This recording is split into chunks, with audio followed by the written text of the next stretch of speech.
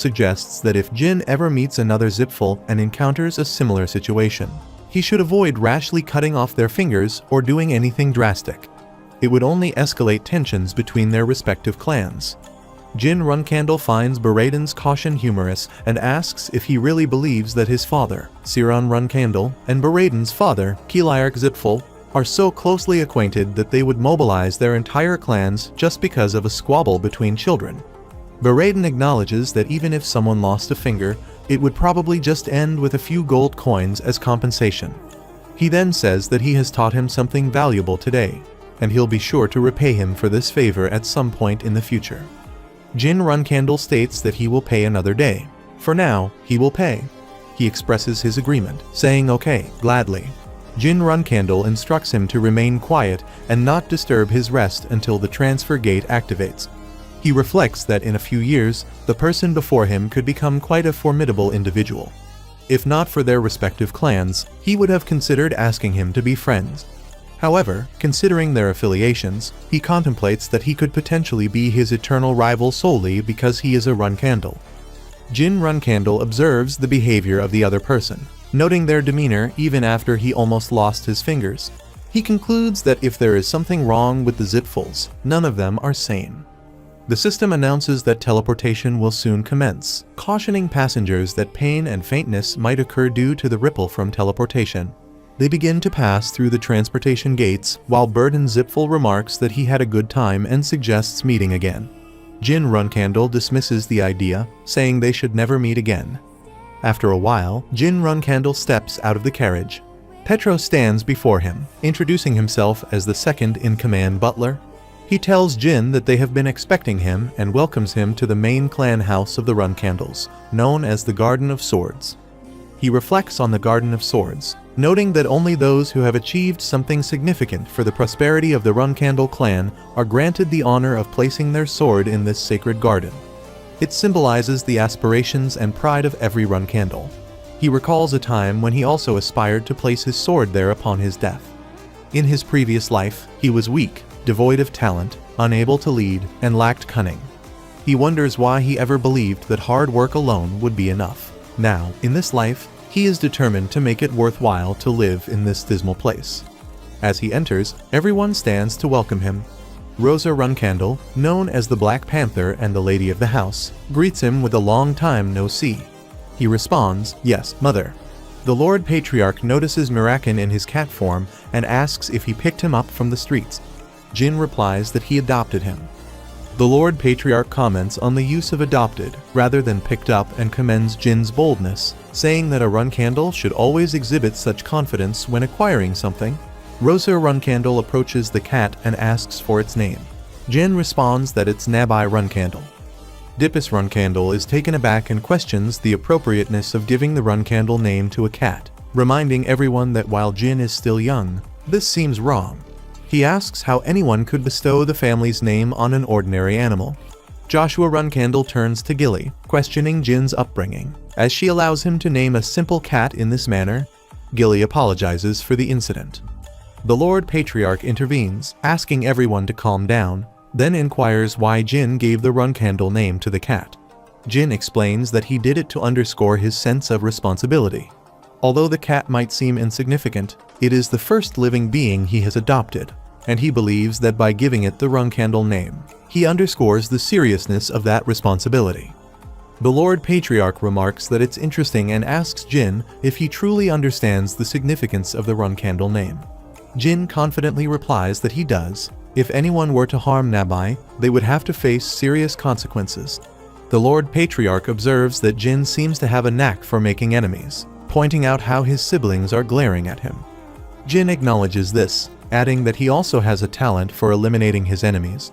The Lord Patriarch then comments that everyone will need to stay alert to manage their boldest and youngest family member, signaling his intention to leave. The scene shifts to 4 years later, in the early summer of 1794, when Jin Runcandle has become a 2-star knight and a beginner class cadet. After training, Garen Altamiro, the instructor for the Runcandle Beginner Guardian Knight Cadet class, tells Jin that's enough for today and compliments him on his hard work. Jin asks if there's only morning training today. Garen Altamiro reminds Jin that Lady Luna's training session is scheduled for today and asks if he forgot. Jin replies that he did, but he plans to join after eating. Garen Altamiro then asks if Jin will be eating with the other cadets today, mentioning that Madame Rose seemed disappointed. Jin replies that he prefers not to join the family meals, avoiding silent conflicts with his siblings during dinner. Garen Altamiro acknowledges this and says he'll inform the others of his decision. After a while, Belop Schmitz approaches Jin with a plate of food, saying that he brought him something to eat. Jin thanked him, to which Belop responded that it was no problem. Jin recalls that Belop Schmitz is a 13-year-old commoner who is likely to be disqualified during training, lose his cadet status, and face expulsion. Belop then asks if the food is good. Jin replies that it is, adding that he appreciates the run candles for providing meat regularly and thanks Jin for always sharing his portions with him. Jin cuts him off, saying that's enough, reminding Belop that he said the same thing yesterday and asking if he has memorized his lines or something. Jin advises him to be more concise, pointing out that people often look down on him because he tends to ramble. Belop asks if that's really the case. He encourages Belop to stand up straight and take pride in being a Guardian Knight cadet of Run Candle. Belop Schmitz counters, pointing out that his grades are at rock bottom and he hasn't even attained 1 star yet. Jin explains that becoming a Run Candle cadet is already a difficult accomplishment, and even if he's at the bottom of their ranks, he's still considered elite compared to other 13-year-olds worldwide. He asks if Belop understands. Belop Schmitz confirms that he does. Jin reflects that he's not surprised the clan overlooked Belop, considering how passive he is. He wonders how Belop ended up joining the Heron clan, a different Swordmaster clan, and became a loyal member of the Vermont Empire, following a ruthless path. Jin recalls being shocked upon learning that Belop had joined the Imperial Guard and was saddened by the news of his eventual suicide, realizing that leaving Belop as he is could lead to such a tragic end. He tells Belop that he has no appetite and suggests he take his portion instead. Jin then resolves to keep an eye on Belop to ensure he isn't disqualified or expelled, thinking that one unfortunate life is enough. Later, while walking down a hallway, Jin reflects on his progress. His spiritual energy release is at 2 star, his mana has reached 4 star, and his swordsmanship is at 2 star. Everything is progressing well, and he believes he can achieve 3-star swordsmanship within 2 years at this rate. After a while, Lunar Runcandle stands before Jin, holding a training sword. She informs him that today's training will resemble yesterday's, but he must approach it differently each day. Jin nods and says he understands. She instructs him to use his mind's eye, emphasizing the importance of observing with his inner vision.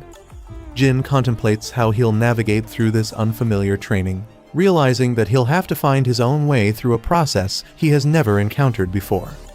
She instructs him to see with the eye of the mind, emphasizing that mastering the mind's eye is crucial for those who live by the sword, and tells him to keep his eyes closed.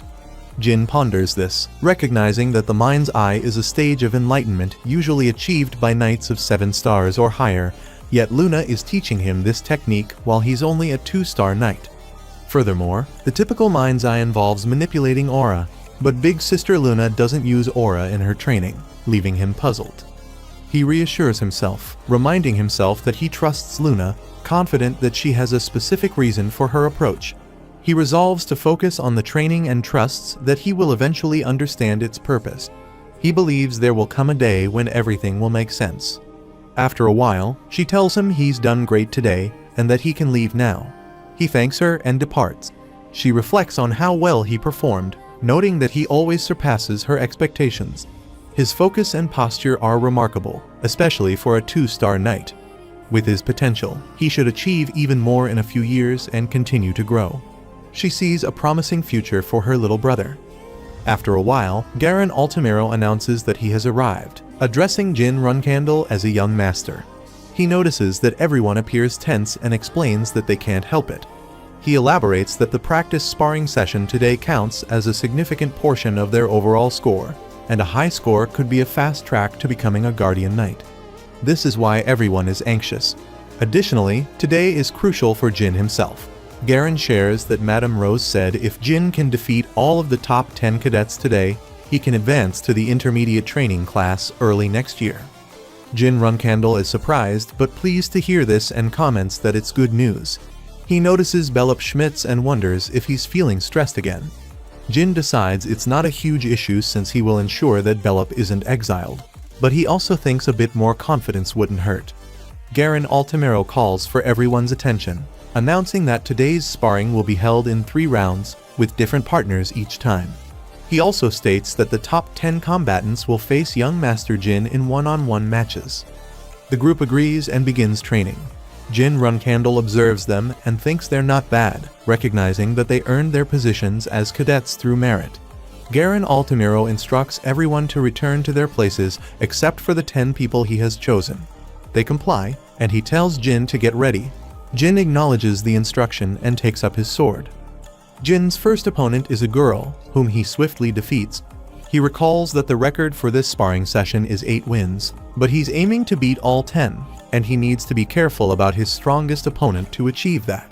Garen Altamiro announces that Mesa Milcano is next and tells her to get ready.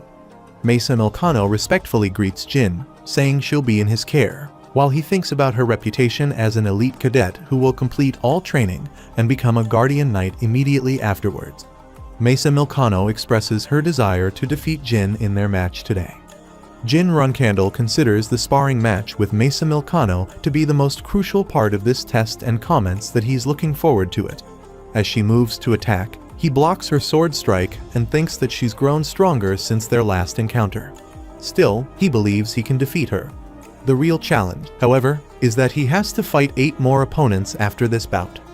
Mesa attacks again and wonders why Jin is only using basic moves, unlike his usual varied tactics. She suspects he might be holding back, but she's unsure why. The thought crosses her mind that maybe he doesn't consider her a threat, which infuriates her. She decides to go all out and charges at him with full force, surprising everyone watching. Jin counterattacks, and Mesa resolves not to lose again. She wants to surpass him this time and attacks with everything she has. However, Jin strikes back with enough force to break her sword, ending the match decisively. She's stunned to see her sword broken and asks how it happened. Jin points his sword at her neck, telling her it was a great fight, but that he doesn't think he can use this sword anymore. She is incredulous, wondering how he managed to break her sword. Their blades had collided many times, yet he consistently struck the same spot. Given that their strength and stamina were similar, she questions whether she lost because she lacked accuracy and persistence. Is that even possible? She realizes that Jin really is a true Runcandle and declares she will train harder and win next time. She won't just sit around and let him win. He, however, feels that things went according to plan. He acknowledges that with his current skill level, fighting 10 cadets one-on-one isn't easy. By dominating his match with Mesa, he created the impression that competing with him one-on-one would likely lead to defeat. He defeats a boy in a sparring match, marking his 10th victory, and is pleased that everything has gone as planned. Garen Altamiro congratulates Jin Runcandle, saying that his success in these matches will earn him a proper Runcandle lesson in the intermediate class early next year, and offers early congratulations. Jin acknowledges this and asks Garen to take care of him until then. Garen announces that lunchtime is approaching, signaling the end of the morning training session. Jin asks how much time there is until lunch. Garen replies that it is about 10 minutes and asks why Jin wants to know. Jin reveals that he has someone else in mind for sparring. When Garen asks who it is, Jin picks up his sword and calls out to Belop Schmitz, inviting him to a fight. Belop is taken aback and asks for clarification, but Jin points his sword at him and insists that he come out and fight, stating that he won't survive in the Runcandle clan with that attitude. Jin taunts him, saying they will crush him like a bug if he doesn't come out to fight. Belop Schmitz wonders why the young master wants to fight him. He questions whether it's because he's so weak or if Jin is trying to toughen him up. He observes that Jin has just fought 10 cadets and must be exhausted while he himself is in good condition. Yet, Jin appears confident that he's stronger, which is why he wants to fight him. Belop Schmitz asks what Jin means by this. Jin attacks, prompting Belop to ask why he's doing this while trying to block the strike. Jin acknowledges that Belop's defense is solid. Belop thanks him and pushes him back. He bends down to attack his leg, but Jin swiftly leaps back, questioning why Jin is attacking him like this. He asks if Belop thinks he invited him just for a friendly duel, emphasizing that he wanted a real fight. He points out that in that instant, he could have killed Belop. He orders him to get back up, warning that he'll only show mercy once, pointing his sword at him. Belop Schmidt stands up, holding his sword as it becomes enveloped in the aura. Everyone is shocked by this, and Mesa Milcano quickly alerts Garen Altamiro, expressing concern that the young master might be in danger. Jin Runcandle tells Garen to keep what he's witnessing a secret, issuing it as an order. Garen agrees, saying he understands. Belop Schmitz asks Jin if this is really what he wants. Jin confirms it, urging Belop to use his aura without restraint. Belop points out that if Jin wanted to fight him, he should have done so before battling 10 other cadets, suggesting that he may be too exhausted for a fair match. Belop then launches an attack, and Jin attempts to block it, but the sheer force of Belop's aura shatters Jin's sword. As Jin begins to fall, he is taken aback by the level of Belop's skill. Though he expected Belop to be talented, he didn't anticipate this level of power. He recalls how Belop would analyze each of his opponent's skills and moves during their duels, consistently losing by just a small margin, which might have disguised his true potential. He is surprised that Belop Schmitz already knows how to use aura. As Belop moves to strike again, Jin blocks the attack by punching the blade and shattering it. Belop steps back, bewildered by the broken sword, but Jin quickly gets behind him, grabs him by the neck, and then releases him. Belop, confused by the sudden shift, asks why Jin stopped, wondering if he was serious about taking the fight to its conclusion. He questions whether Jin enjoys playing with people. Jin firmly denies it, stating that toying with others isn't his intention. Belop presses him for an explanation, asking why he's behaving this way. Jin responds that it pains him to provoke Belop like this. It's much more distressing than one might think. Belop asks what Jin knows about him to inflict such torment.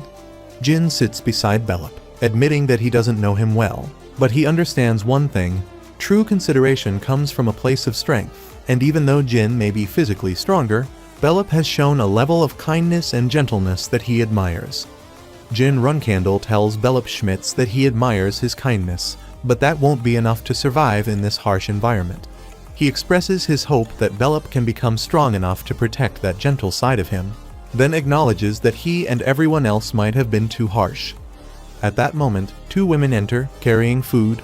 They notice the tension and ask if they should return later since it looks like the training hasn't finished. Jin assures them that it's fine and that they can go ahead and set everything up. Belop Schmitz declines the food, saying he can get his own today. Jin responds that he's fine with it, in jokes that he'll even take Belop's portion. After a while, the Lord Patriarch remarks that Jin did something unexpected. Knight Khan confirms it. The Patriarch chuckles, acknowledging that Jin's approach combines the path of a dominator with care for the weak. He decides he needs to test whether this philosophy has any merit. He instructs Khan to go back and relay his message. Knight Khan asks for his orders. He indicates that he'll be assigning him his first mission, suggesting that there's a significant task ahead. After a while, Jin Runcandle reflects on January of 1795, when he was recognized as a 3-star knight at the age of 15. For the first break, the cadets either went home or engaged in personal training.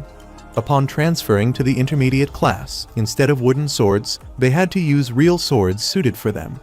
Jin notes that some cadets ordered personal swords, and he, too, had to find a sword suitable for him in their clan's weapon vault. Lunar Runcandle comments that finding the right sword is a challenging and painful process. Jin Runcandle recalls that Big Sister Luna had asked him to let her choose his sword. Recollecting his memories from a month ago, he remembers thinking that she likely has a better sense of weapons, and he trusts her to make a wiser choice than he could. Luna stands in front of him, holding a large sword, and explains that it was once known as the Bale's Slaughterer. She used it extensively when she was his age and developed her signature axe sword technique around that time, considering this sword to be the origin of the Krantil that she uses today. She asks Jin how he feels about it and whether he likes it. Jin hesitates and responds that he's grateful she picked out a sword for him, but it doesn't quite feel right. Luna nods and says she understands, explaining that it was just a joke. Jin, however, gets the sense that it might not have been entirely a joke. She explains that Bale's Slaughterer is an excellent sword, albeit a bit heavy, but it shouldn't be a problem for him. However, she then agrees to find him a different sword. Moving forward, she mentions that she thought long and hard about what would be the most suitable sword for him, a sword specifically for him. She selects another sword and reveals that since he chose Barasada during the selection ritual, she thought this sword would be the best match. Jin Runcandle sees the sword and recognizes it as the brother's sword to Barasada, the legendary sword used by the first patriarch. Its name is Bradamante. He holds the sword while she asks if he likes it. Jin responds that, of course, he does. This is a remarkable weapon, even among the many master swords their clan owns. Jin thinks to himself that he is determined to get this sword at any cost, and he is amazed that Luna personally chose Bradamante for him. Jin Runcandle reflects that both Bradamante and Barasada are swords designed to work best with spiritual energy.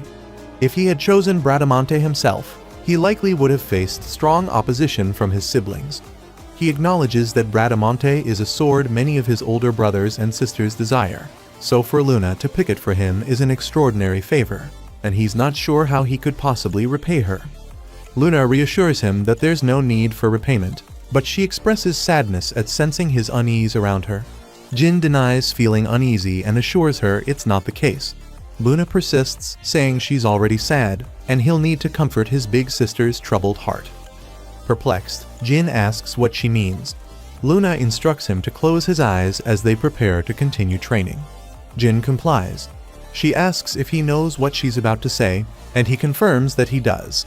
Luna then announces that she'll teach him one more thing. Jin inquires about what it is. She places a hand on his shoulder and tells him that, among siblings who are busy trying to undermine each other, he also has siblings who love him unconditionally. She urges him to remember this and not make his big sister sad again. He acknowledges this, apologizing for any misunderstanding. Luna reveals that even before he was born, she felt lonely among their kin, and she's doing this to ensure he won't experience the same loneliness.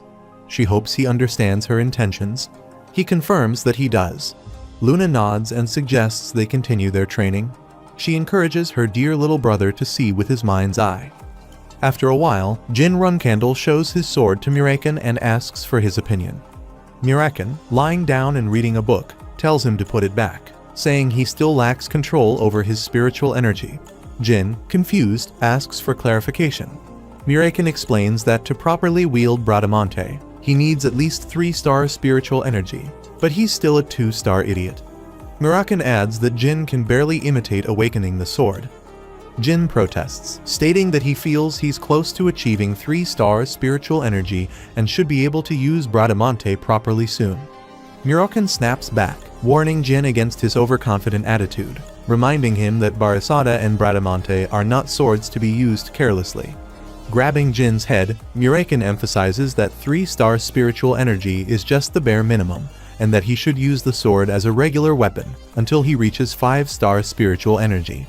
He demands that Jin understand this. Jin moves his hand dismissively, suggesting that he's not that patient.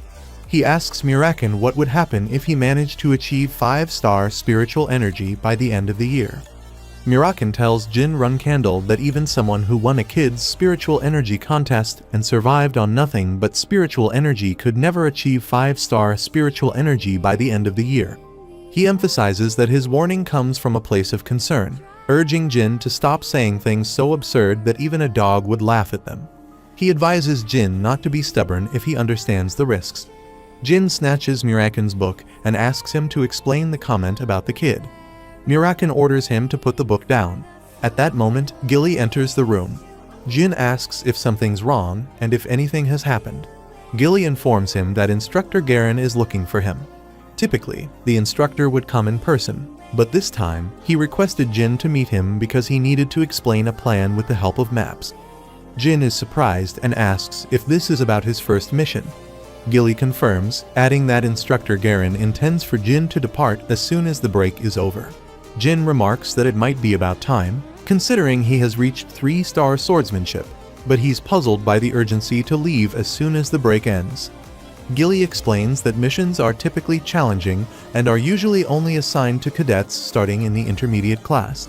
He speculates that it might be because his transfer has been confirmed, then decides to check it out, asking Gilly to wait with Muraken. She agrees and urges him to hurry. After a while, Jin Runcandle enters a room and informs Garen Altamiro that he heard about his mission assignment. Garen welcomes him and confirms that a mission has been assigned to him and 9 other beginner class cadets. He explained that the mission would be carried out by dividing it into 2 groups, with the objective of scouting the southern border of the Gen Kingdom. He questions the location, asking about the Gen Kingdom, noting that it's near the land of the Beastmen, with the designated area close to the territory of the White Wolf tribe. He considers this an unusual assignment for beginner class cadets, particularly since it's a highly challenging mission for a first assignment. Additionally, the mission has been assigned much earlier than usual. He's also aware that his group comprises cadets who rank in the bottom half of the class, including Bellup, who has inconsistent grades. It's as if someone ordered this on purpose. Jin Runcandle wonders if his recent conflict with Bellup has reached his father, and if this is his father's way of testing him. He resolves to accept the challenge and prove that his creed won't falter. The scene shifts to 4 days later, at the southern border.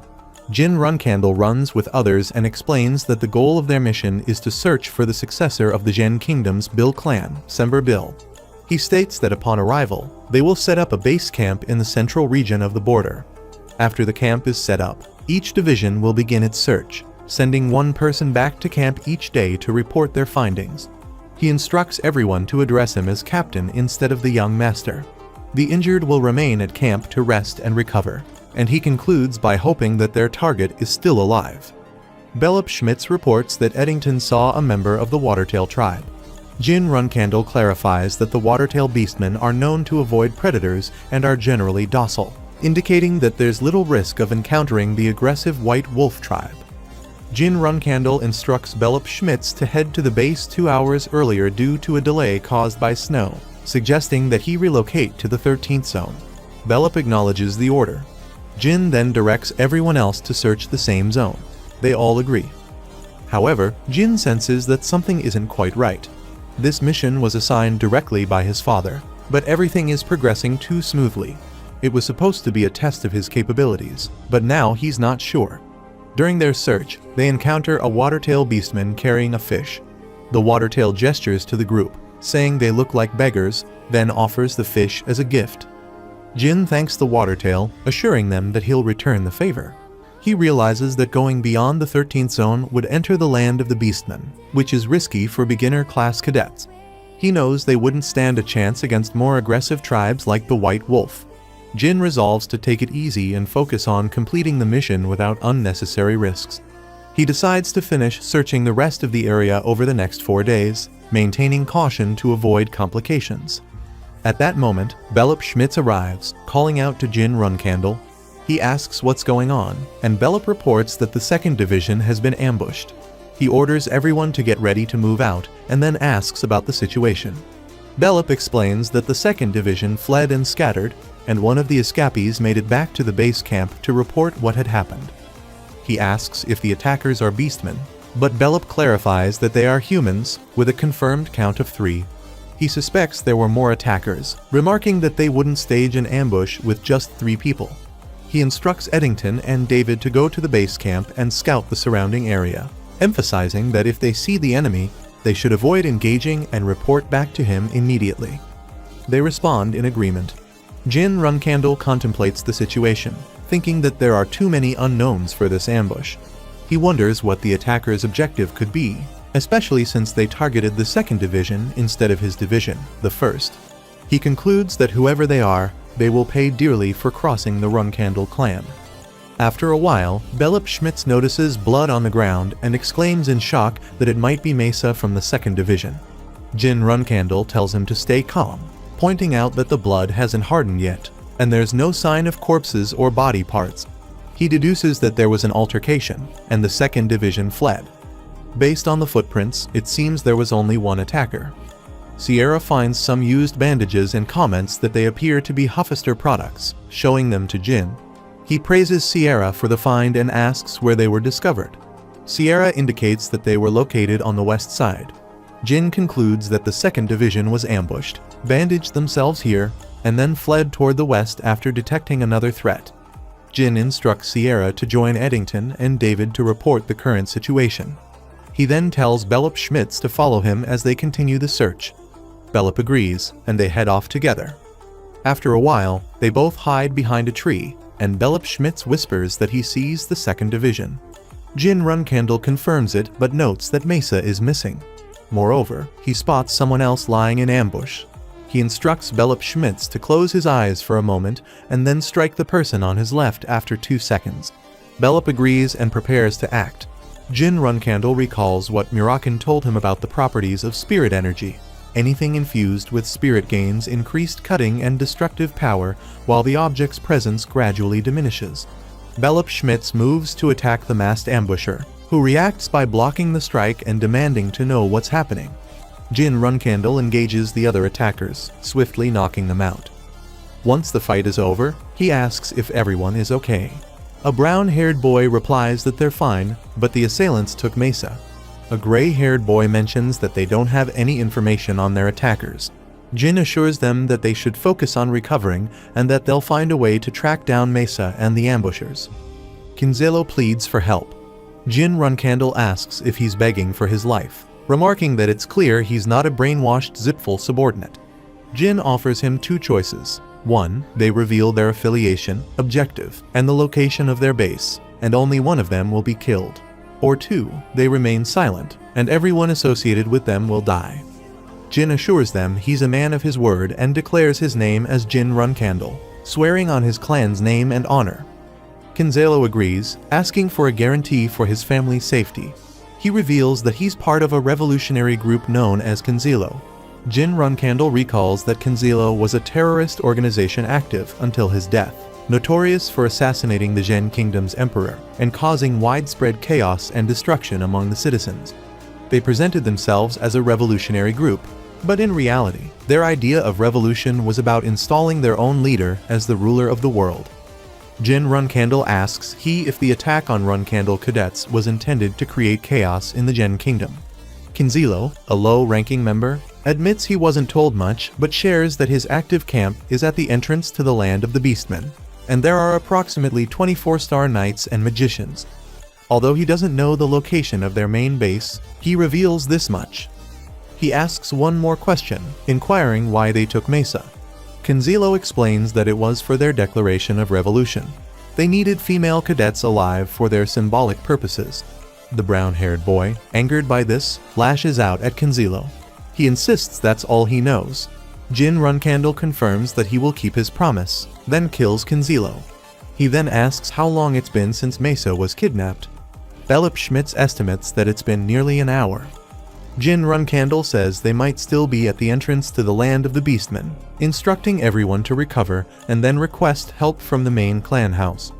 The brown-haired boy asks if he plans to go alone, pointing out that the ambushers are all at least 4-star knights and that there could be as many as 20 of them.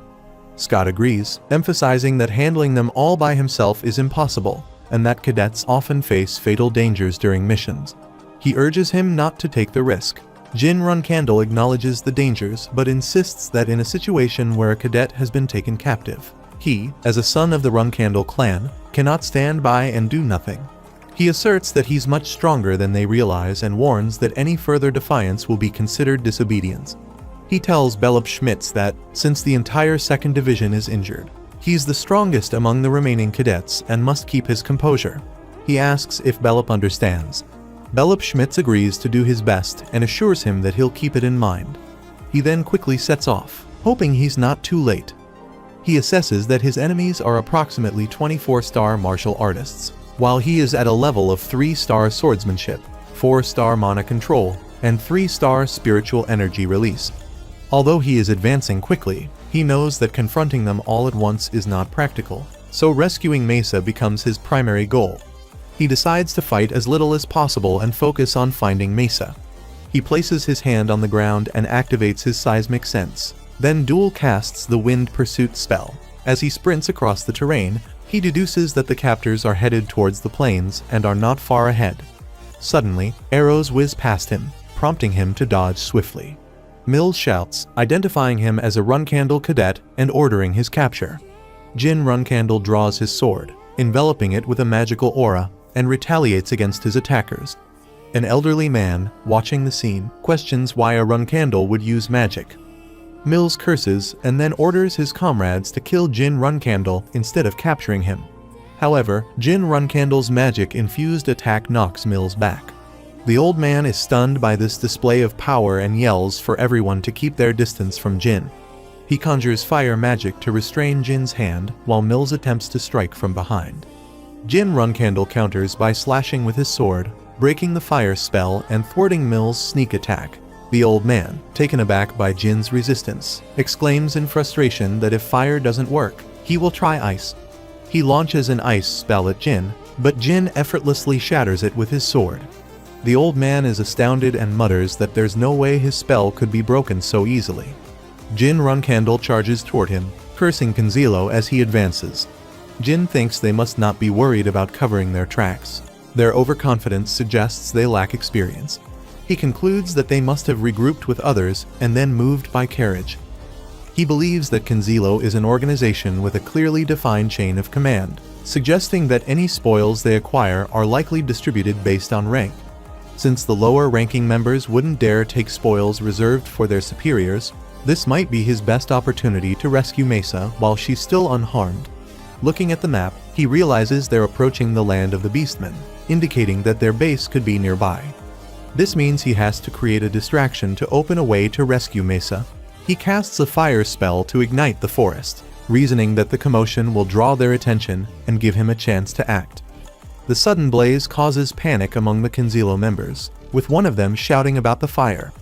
The boss, startled, asks what's happening and where the fire came from, then orders his men to put it out immediately.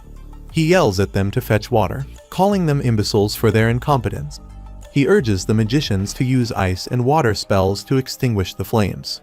Jin Runcandle covertly observes the scene and identifies the man in charge, noting that he's likely the boss. A young boy exclaims that the fire won't go out. He asks if anyone really believes that a fire would spontaneously ignite in this weather. Someone must have started it, and they should be nearby. He orders his men to find the culprit, move quickly, and call in the magicians for assistance. Jin Runcandle sees this as his chance to infiltrate. He knocks out a magician and sneaks into the house, noting that it feels a bit eerie inside. He begins searching for Mesa, spotting a trapdoor in the floor that likely leads to a basement. Descending into the basement, he finds Mesa Milcano bound with ropes. She looks at him in surprise and asks why he's there, warning that it's dangerous. He reassures her not to worry about him and asks if she can walk while cutting the ropes that bind her. She says she can walk, but isn't sure she can run. He assures her that's okay and that he'll support her for now. Suddenly, they hear noises from above.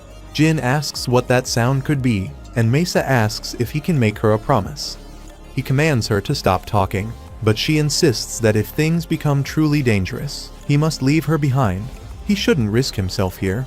Giving her support to walk, he acknowledges the danger and suggests they leave immediately. She agrees. Emerging from the building, he surveys the widespread destruction, recognizing it as the work of beastmen, clearly members of a combative tribe. Spotting a wolf named Quasito Truca, he identifies it as from the White Wolf tribe. Mesa Milano moves to attack Quasito Truca, urging him to flee while she holds the wolf off. However, Quasito Truca retaliates, knocking her unconscious. He calls them vermin, declaring them unworthy of survival if they can't even extinguish a fire properly. Jin Runcandle demands to know if Quasito Truca is responsible for the destruction. Confirming his identity as the son of Siron Runcandle, Jin Runcandle, he challenges Quasito Truca to reveal his name as a member of the Beastmana tribe. Quasito Truca acknowledges his lineage, identifying him as Runcandle's offspring. A few days before the mission at Runcandle's main clan house, Jin Runcandle observes his sword, which is covered with aura. Muraken approaches him, calling him an idiot, and asks if he wants to die. He reminds Jin that he's not at a high enough level, so awakening the sword rashly could lead to spiritual energy congestion. To avoid this fate, he warns him not to try to awaken the sword again. He asks if he understands. Jin Runcandle acknowledges with an okay. The scene shifts to the present. Jin Runcandle is preparing to attack, announcing that today will be the day he captures his most prized prey. Quasito Truca introduces himself, stating that his name is Quasito Truca, a warrior from the Truca tribe. He reflects on the White Wolf tribe, known for their combat skills and bloodlust. The average fighting prowess of an adult from the White Wolf tribe is equivalent to a 6-star warrior. He also notes that the White Wolf tribe is infamous for their animosity toward the Runcandles. This hatred stems from the fact that the first patriarch of the Runcandles killed the great White Wolf Javier, whom the tribe worshipped as a god. Quasito Truca acknowledges that escaping from this situation with Mesa would be nearly impossible. Quasito Truca declares that he will offer Mesa to Javier's altar today to console the wolf god's soul. He then challenges Jin Runcandle to choose between fighting honorably or being torn to pieces while fleeing like a coward. Jin Runcandle responds that he will fight honorably. Quasito Truca acknowledges Jin Runcandle's willingness to fight honorably and readies his large axe to attack.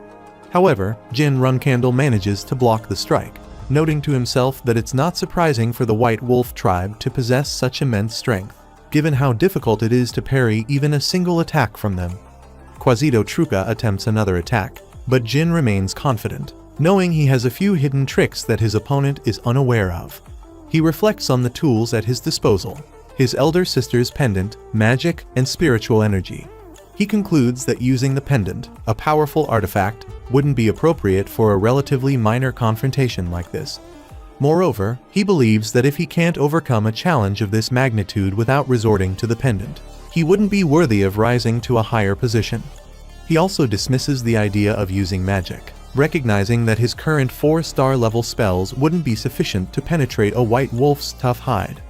Additionally, he understands that if the Runcandle clan sends someone to investigate the Canzilo incident, the presence of magic might be detected by the Guardian Knight, complicating matters further. He considers the consequences of violating the clan's forbidden rule, realizing he only has one option left. Utilizing spiritual energy, he launches a counterattack, intending to awaken the sword.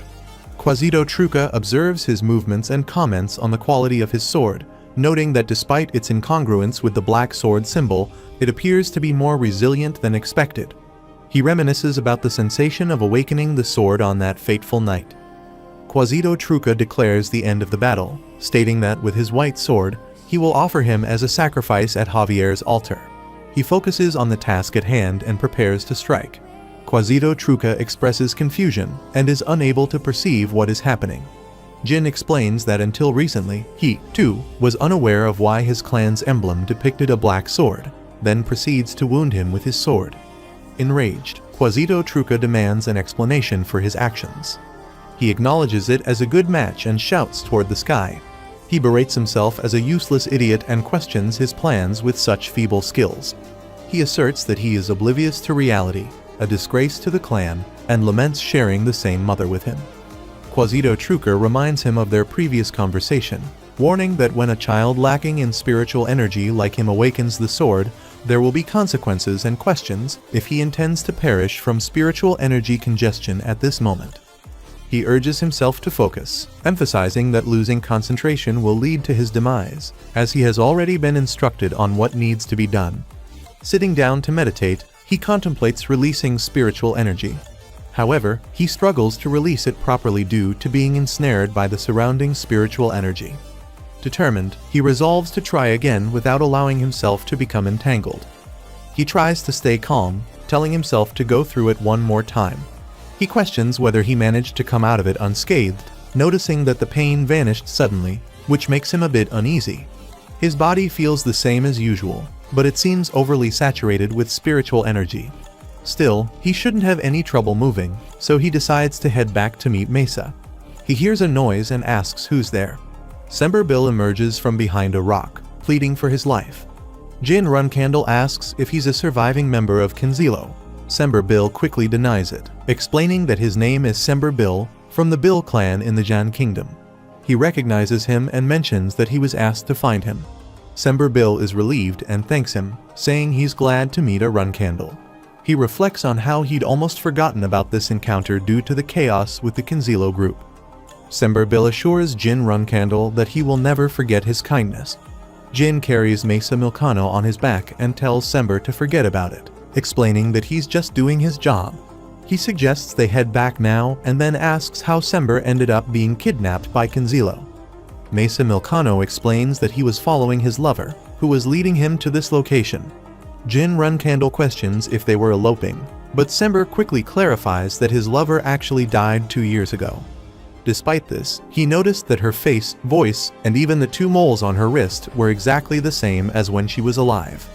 Sember admits it might sound crazy, but he's certain he wasn't mistaken, as every detail matched his memory of her. He then reflects that this resemblance might be the work of Buber Gaston, who possesses transformation abilities, suggesting that Kinzilo likely kidnapped Sember for financial gain. Jin Runcandle wonders if there is a connection between Buber and Kinzilo. This is the second time he has encountered Buber since he left Storm Castle at the age of 10, and something about the situation feels off. Jin decides he needs to meet Buber to understand what kind of person he is. Fortunately, Buber's atelier is located in the capital of the Kurano Principality, giving him an opportunity to visit while he is in the intermediate training class. Sember Bill thanks him for listening to his story so intently. Jin acknowledges him and says that reinforcements from the main family should arrive soon, urging Sember to head back. Sember Bill asks if he called the Guardian Knights for his protection. Jin explains that he didn't. The Guardian Knights are here because of Mesa. Sember Bill says he will never forget their meeting today, and he gives a simple response. Sember then offers to help Jin whenever he needs it. He agrees and says he'll keep that in mind.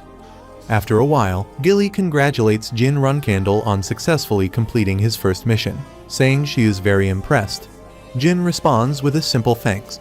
Gilly then mentions that he must be tired and that she's prepared a bath for him. Jin praises her, acknowledging her usual efficiency. Mirakin suddenly calls out to him. He jokingly asks if he is well behaved while he is away, playfully moving his hand toward Mirakin's head. Mirakin bites his hand, causing him to throw it against the wall in surprise. Gilly quickly intervenes, asking him not to throw animals. However, she also notes that Mirakin is a dragon, so it's not really an issue. He asks why Mirakin bit him. Mirakin angrily questions whether Jin has lost his mind. He reminds him that he warned him against using shadow energy release, emphasizing that it could be dangerous. He asks how many times he has to say that using shadow energy in such a way could destroy him, pointing out that his warnings were for his own good. Jin tries to defend himself, asking Mirakin to listen to his explanation, but Mirakin transforms into his human form, grabbing Jin and saying there's nothing to listen to. Mirakin asks what could possibly be more important than the life of Solderit's only contractor. Gilly intervenes, reminding him that the young master has just returned. Mirakin then realizes he forgot the strawberry pie and claims that it's a serious problem, to which he responds by acknowledging the issue. Mirakin grows more serious, pointing out that he had to watch his pupil get kidnapped right before his eyes. He questions if he was just supposed to forget about it, emphasizing that anything could have happened to him. Mirakin points to the pendant Jin wears and insists that it's not just for decoration, but something with serious power that should not be used carelessly. Jin acknowledges the risk, but explains that it would be a waste, considering the kinds of formidable enemies he might encounter. Mirakin questions what Jin means by waste. He asks him to hold on, wondering why he's acting so shocked. Mirakin snaps back, calling Jin a damned idiot.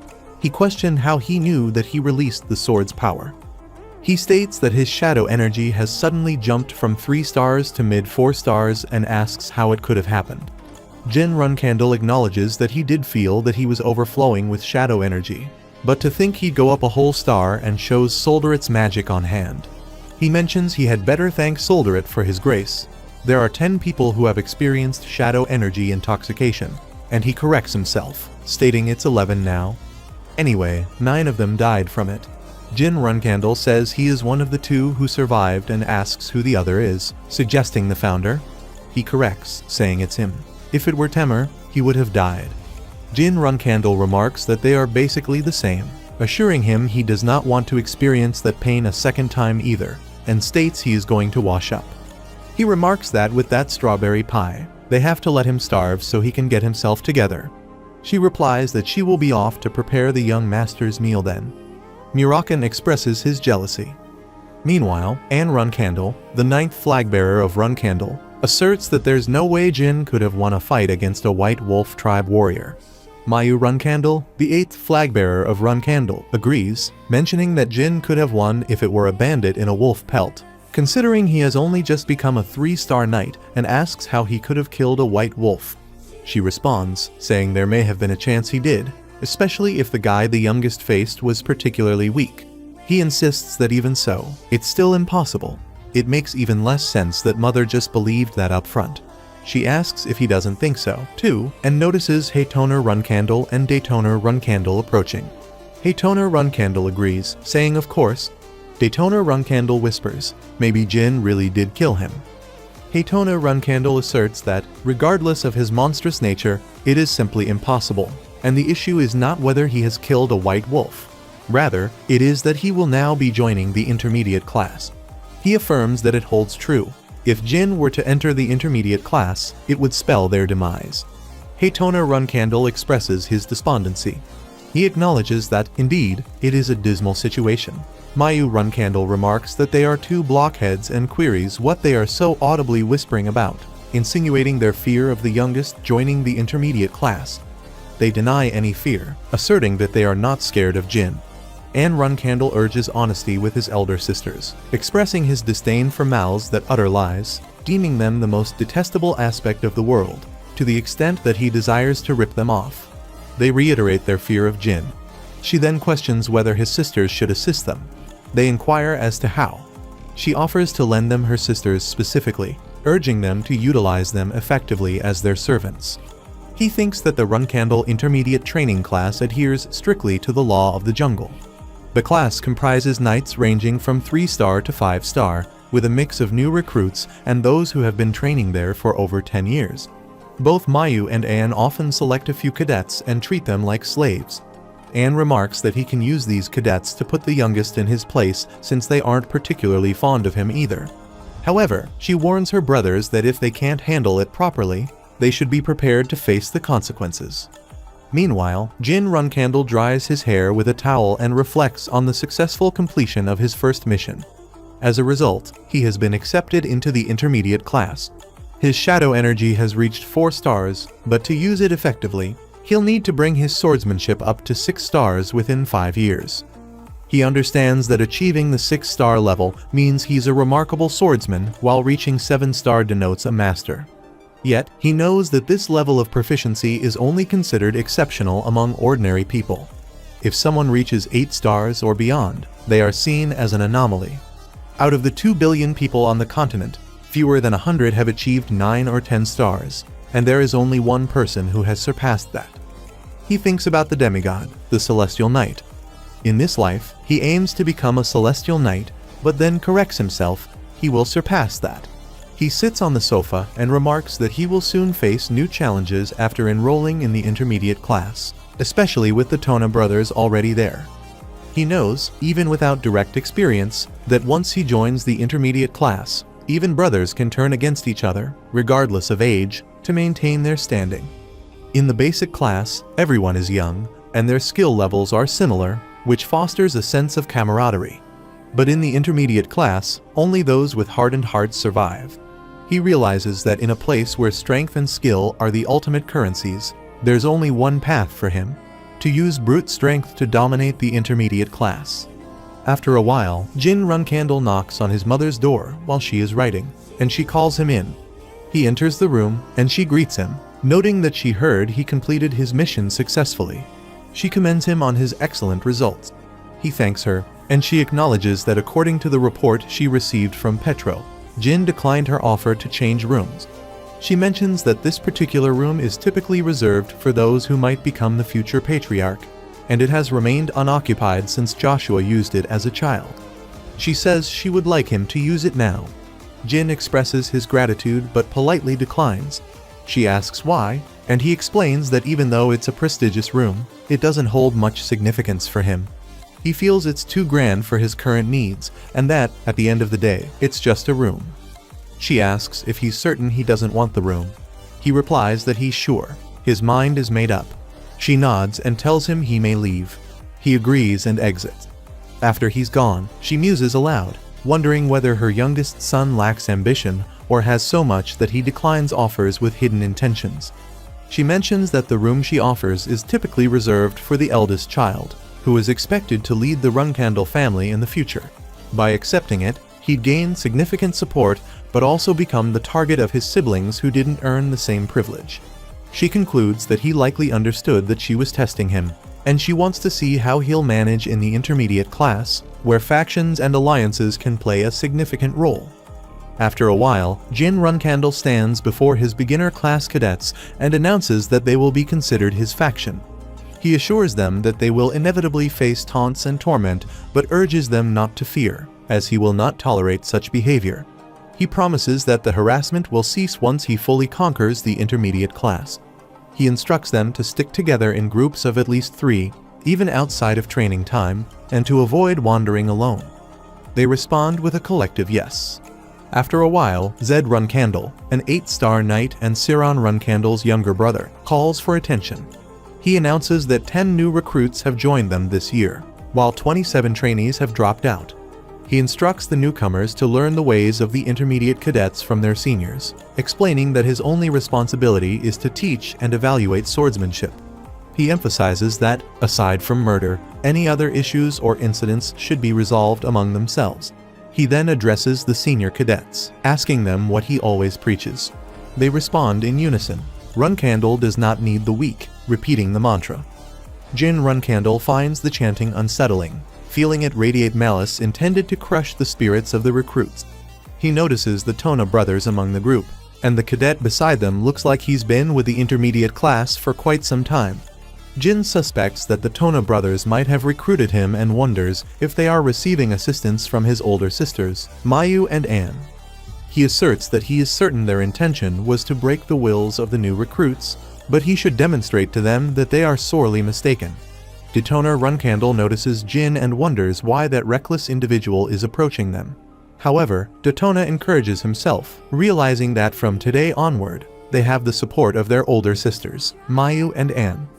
Jin Runcandle positions himself in front of Kajin Romolo, draws his sword, and swiftly cuts his opponent's arm, leaving them shocked. Jin believes that those who truly deserve to be challenged are not himself, but the others present. He orders them to call for medical assistance. Detona Runcandle questions Jin's sanity, asking why he suddenly swung his sword. Jin, in turn, queries Kajin Romolo for his name, to which Kajin Romolo responds. Jin then asks if Kajin Romolo knows why he cut him. Detona Runcandle, pointing his sword, accuses Kajin Romolo of ignoring them and demands that he draw his sword again. Jin Runcandle asks if Detona doesn't see that he's currently talking with Kajin and says he is willing to accept a duel later, but asks him to keep quiet for now. Detona Runcandle reprimands him, demanding to know how he dares act like this after cutting one of their cadets. Jin dismisses the outburst, remarking with a smirk that if this cadet was part of their faction, it wasn't clear to him, and that he simply cut him because he sensed a bloodthirsty intent in the way Kajin was staring at him. Everyone is stunned by this revelation. Jin realizes that if this is a battle for hegemony, then the attempt to break their younger brother's spirit has backfired. Because Kajin publicly joined the Tona brothers' faction based on what one of the brothers said, Jin's actions weren't perceived as random violence, but as part of Runcandle's long-standing tradition, the battle for hegemony. His move, while risky, was strategically bold. He addresses all the cadets, announcing that he is Jin Runcandle. He tells them they may point their swords at him, or even attempt to ambush him, like just now, but warns that if they show him even the slightest hint of hostility, he will not hesitate to cut them down as he just demonstrated. Zed Runcandle, an elder and 8-star knight, intervenes, addressing Jin by his full title, the 13th and youngest child of the patriarch. Zed asks if he believes he is allowed to act this way in his presence. He calmly replies that he does. Zed then asks why he thinks he has the right to behave in such a manner. He responds that it's because he doesn't consider himself to be in conflict solely with the Tona brothers, but with Zed himself. Zed finds this response intriguing and demands that he elaborate on his reasoning. He warns that depending on his answer, he might cut off his head right here, right now. Jin Runcandle mentions that he has chosen to use a unique form of hazing on the cadets, despite him being part of the same class, thinking that it would serve as an attack on him. Zed Runcandle expresses his displeasure at Jin's hazing of the cadets, which is what caused this commotion. He points out that aside from his dissatisfaction, everything else aligns with what Jin had said. Zed Runcandle then questions why, if Jin was displeased, he didn't draw his sword against him, but instead injured a cadet. Jin explains that he can't defeat Zed yet, adding that if he thought he could win, he wouldn't have gone after Kajin or his other brothers, but Zed himself. Zed Runkandle concludes that Jin either doesn't value his own life very much or places too much trust in being the patriarch's son. He says that this is not true. He simply doesn't believe that just sitting idly because his opponent is stronger is something a Runkandle would do. While losing his life might take just a moment, he argues that honor lasts forever. Zed Runkandle responds that this attitude is foolish and that his bravado is so absurd that it actually amuses him. He admits that, alright, he will give him credit. He is indeed worthy of being part of the Runkandle family. He then addresses the cadets, instructing them not to forget what they have witnessed today, emphasizing that what they've seen is the essence of being in the Runkandle family, and that what this idiot has displayed is their identity as sword fanatics. He tells the cadets to struggle and not forget their identities, then dismisses them, noting that their training starts tomorrow. The cadets respond affirmatively. Haytona Runkandle and Daytona Runkandle are angry with Jin Runkandle, but he offers them a piece of advice as their younger brother, suggesting that while they might be feared by their elder brothers and sisters now, it may not always be that way in the future. He advises them not to focus solely on what's immediately in front of them, but to consider the future and act accordingly. Later, Jin Runkandle places his sword in his room, and Gilly remarks that he came back early. He confirms this and informs her that he has initiated a hierarchy war with the Tona twins, which shocks her. He mentions that he believes his older sisters, Anne and Mai, are probably supporting them. She asks him if that's true, and he confirms it, explaining that he injured one of the cadets who was with his brothers. After some investigation, he found out that the cadet belonged to his sister's faction, and now, because of a slip of the tongue from his brother, he has become part of their faction too. However, he adds that his sisters will likely be furious once they find out about this. He also notes that there's no way his brothers could have a 5-star knight in their faction, since people usually only recruit those who are weaker than themselves. She points out that both young ladies are already acting as flag bearers, but it's an unspoken rule that flag bearers should only fight other flag bearers. He says it's okay. He's actually pleased that his sisters have started keeping him in check. He considers this a significant setback for his sisters, but since they are both flag bearers, there's no reason for them to harass him directly. He points out that the only thing they could do to cause trouble would be to manipulate the allocation of team members and increase the difficulty of his missions, using their authority as flag bearers. This could make it easier for him to get hurt or even die. However, he notes that many of these difficult missions are solo missions, where there's no one to supervise him. This, he says, means he can use his full strength without any restrictions during solo missions. She comments that, in that case, this could be a great opportunity. He agrees, saying that he's grateful to his sisters for this chance to build up his records. He also mentions that he doesn't see any issue with bringing a cat along on his missions. However, he notes that he won't bring Muraken because he has other tasks for him. Muraken asks about these tasks, wondering what they might be. He replies that he'll explain next time, but for now, they both need to keep a low profile. Gilly acknowledges this with a simple yes. After a while, Zed Runkandle announces that after the three of them complete their afternoon training, they will engage in special training at this secret training ground, which is exclusively for those who carry Runkandle blood. He emphasizes that these are special privileges reserved for pure-blood members of the family, but warns them not to expect the training to be easy. Jin Runkandle, Haytona Runkandle, and Daytona Runkandle stand in front of him and respond in unison, acknowledging his instructions. Zed explains that the Runkandle family's swordsmanship is centered on power, which is destructive and unhesitating. He adds that the principles of battle, victory, and possession are reflected in their approach to swordsmanship, which has no fixed definition. While there are secret and ultimate techniques, these can only be learned once someone becomes a flag bearer. Jin Runkandle can't help but think that his sisters have stirred up a lot of trouble. He explains that their swordsmanship has no fixed form, whether it relates to footwork or underlying principles. This is the biggest distinction between the Runkandle family and other martial families. Zed Runkandle then asks if they know why their family's swordsmanship lacks a fixed form. Jin Runkandle responds that it's because of the unique physical abilities and talent inherent in the Runkandle family. Zed acknowledges his answer, saying that being a run candle means possessing a blessed bloodline, with a physical body and talent for the sword that far exceeds the imagination of an average human. Even with slight variations, they remain well above the standard. He remarks that what they have learned so far has been very basic and straightforward, and now he is going to give each of them a steel ball. Jin Runcandle wonders what's inside this object and realizes it's filled with steel fragments, recognizing it as a steel ball. Zed Runcandle explains that this is known as the clear rock, named for the clear sound it produces when struck. He tells them he will demonstrate the 3 distinct sounds that the clear rock makes, instructing them to listen closely. He then begins to hit the steel ball with his sword. Haytoner Runcandle and Daytoner Runcandle are annoyed and cover their ears because the sound is quite unpleasant. Zed Runcandle continues to strike the steel ball and says that this is the second sound. They are stunned by the clarity of this sound. Zed explains that the sound produced by the clear rock varies depending on the force used to strike it. If they don't strike it hard enough, the sound is muffled. If they strike it with a precise amount of force, it creates a distinctly beautiful tone.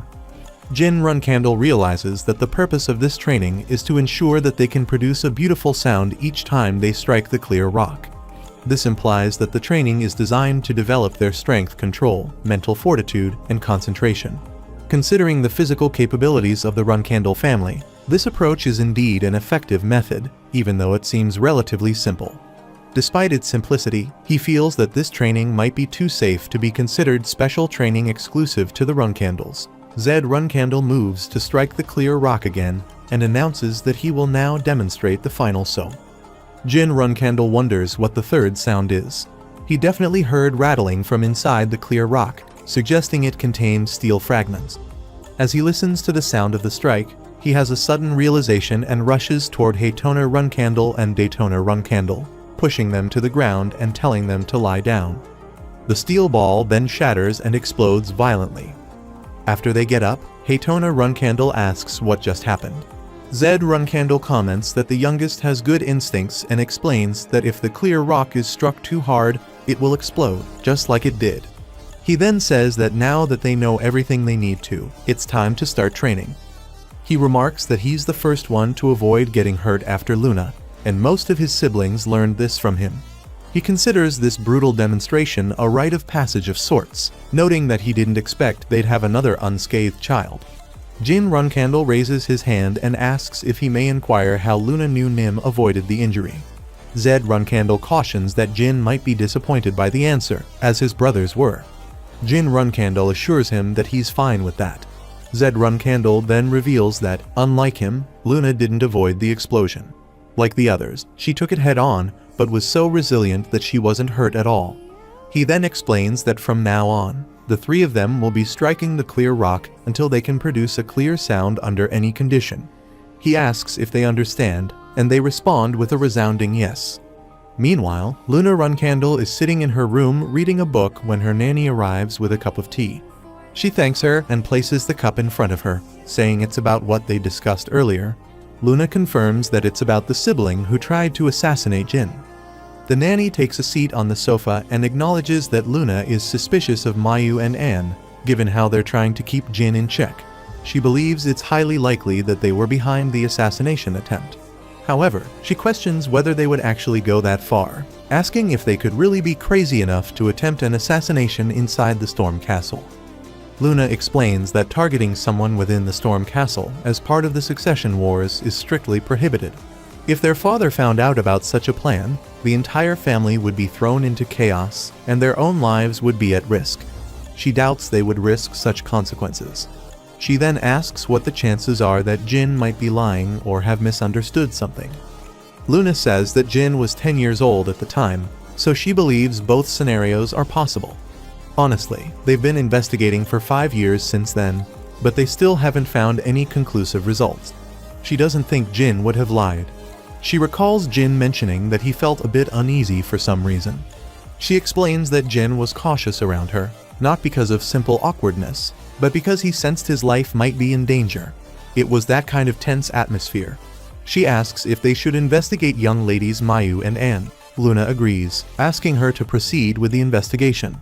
She admits that she's becoming increasingly anxious about not having found anything so far. It feels ominous. Luna says she feels anxious and is worried that her siblings will hurt her again. She mentions that she's well past her 30th birthday and wonders if she's worrying too much. However, she also mentions that she's curious about how Jin is doing. Nanny asks if she's referring to Zed Nim's training, and Luna confirms that it's true. She explains that he should be experiencing the effects of her mind's eye training by now, and getting hit by the clear stone would certainly be painful. She reassures her that he probably handled it well. Luna concludes by saying that it's enjoyable to watch someone grow. The scene shifts to the next day, 4 hours into the afternoon training session. Jin Runcandle believes this training is the worst he has experienced so far. Zed Runcandle calls for a 5-minute break. Jin thinks the training is meant to help him control his strength and sharpen his mind, but he realizes that he is mistaken. He actually needs to focus on increasing the destructive power of his aura first. He recalls how his uncle could shatter the clear stone without using aura, but Jin knows he lacks basic physical strength. Therefore, he needs to compensate for this weakness by intensifying his aura. He believes that he must first sharpen his aura to perceive that clear sound. Only then will he be able to shatter the clear stone. He reminds himself not to rush it, but to take it slow. Even his foolish brothers in his previous life were able to accomplish this task, so there's no reason he can't do it. Observing Jin holding the sword, Zed notices that everyone is doing well, but Jin stands out as particularly talented. He muses that Jin might even surpass Luna's record. After some time, Zed stands beside Jin and remarks on their progress, commenting on how pathetic it is. He instructs Jin to relay the message to his brothers that if they plan on collapsing the next day, they shouldn't bother showing up. Jin acknowledges this instruction. Zed reflects that the Tona brothers lasted longer than he anticipated, indicating that they truly are Runcandles. Zed then wonders aloud why he is the youngest and laments that if only he had been born 10 years earlier, he could have wielded the full power of the Runcandle family. He sits down, expressing his regret. The scene shifts to 1 month later, in March 1795, at the Intermediate Cadets Training Facility. A brown-haired boy stands holding a paper and announces attention. The intermediate training class has received its first mission. All cadets whose names are called are to come forward. The first mission assigned is a guarding mission. The cadets are tasked with guarding the rookies from the Public Blacksmith Association. The assigned guards are Houston and Vaden. After a while, he announces the next mission. The third assignment is to subjugate demon beasts, specifically orcs. He explains that the mission will take place in the unguarded areas of the Kirano Principality, and the participants will be Mesa, Bellup, Scut, Tymant, Kiko, Jusin, Eddington, Sierra, Pills, and David, a total of 10 individuals. He folds the scroll and states that there are 25 orcs to be subjugated. Because orcs tend to band together and move in groups, the participants must strengthen their resolve and stay committed to the mission. He concludes by saying that Petro will provide the details, and he wishes everyone good luck. Daytona Runcandle asks whether they should really be subjugating orcs, given that they are still beginners. The brown-haired boy replies, "Poor things, they'll probably come back beaten half to death." Male Hass comments that it seems they should prepare some incense and a coffin. Kajin Romulo adds that there's still time before the mission begins, suggesting they might want to write their wills. Rima Hass jokes that perhaps they should ask young Master Jin to save them, hinting at his fear. This remark angers Tymant, who demands to know what he meant by that. Mesa intervenes, advising him to hold back and reminding him that they're not skilled enough to engage in internal conflicts. With the mission approaching, getting injured would be a serious problem. However, Mesa points out that they insulted the young master, causing further tension. She tells him to stay quiet and not to forget that this is Runcandle, emphasizing that they must complete the mission they've been given and return successfully. This, she adds, is the best way to put their detractors in their place, suggesting that proving themselves through the mission is the only real method to restore their honor. The scene shifts to Haytona Runcandle and Daytona Runcandle practicing their steel ball striking. Haytona Runcandle swings and hits the steel ball, causing it to crack and explode. He moves aside, but the explosion sends a shockwave toward Jin Runcandle, hitting him on the arm. Haytona Runcandle is surprised and asks if he's alright. Jin responds that he's fine but suggests that he find a safer spot to practice. Haytona Runcandle apologizes, saying he's sorry, and agrees to be more careful. He thinks back, reflecting on how it's been about a month since he began training with the clear rocks. His older brothers have also started to shatter them, but he wonders about the unusual sensation he just felt during the explosion. He thinks it was like an iron bead path was drawn in his mind. It was so clear, like the trajectory of an incoming arrow. He feels that if those iron beads come flying at him again, he'll definitely be able to dodge them. He wonders if this newfound ability is related to the training he received from Sister Luna. He thinks he should try to replicate the sensation before it fades, perhaps by attempting it one more time. Meanwhile, Zed Runcandle calls everyone to attention, announcing that they've been assigned a new mission. Haytona Runcandle and Daytona Runcandle feel tired at the mention of another event. Haytona Runcandle says the mission is in the Bement Empire, and he's already feeling queasy and drained just thinking about it. Daytona Runcandle complains about banquet attire, remarking how uncomfortable and stifling it is. Zed Runcandle expresses his sympathy, acknowledging that thanks to their efforts, the other brothers won't have to dance at the Imperial party. However, he reminds them that even if the mission involves attending an event, they should not sigh with dissatisfaction. He warns them that if they show him that attitude one more time, they will wish they were dead instead. Haytona Runcandle and Daytona Runcandle apologize. Jin Runcandle reflects that Sister Mayu and Anne are also harsh for punishing their uninformed brothers by sending them to a social event in the Bement Empire. Zed Runcandle acknowledges that it's a significant event that would be difficult to decline, even for members of the Runcandle family. He mentions that there will be other powerful individuals attending, offering them an opportunity to observe and learn from them. They agree. Zed then singles out him and assigns him a specific task. He confirms his acknowledgement. He explains that his task is a VIP assassination, targeting Toladis, the master of the Ice Palace's toy and, essentially, one of her many lovers. He mentions that he is familiar with the Ice Palace and its master. Jin Runcandle acknowledges and thinks that the Ice Palace refers to the enormous tower in the middle of the Western Sea on the continent. The master of the Ice Palace refers to the tower's owner, Talaris Indorma, who is the current 51st master of the Ice Palace. She is nicknamed the Spider of the Abyss and is notoriously ruthless toward those who harm her lovers.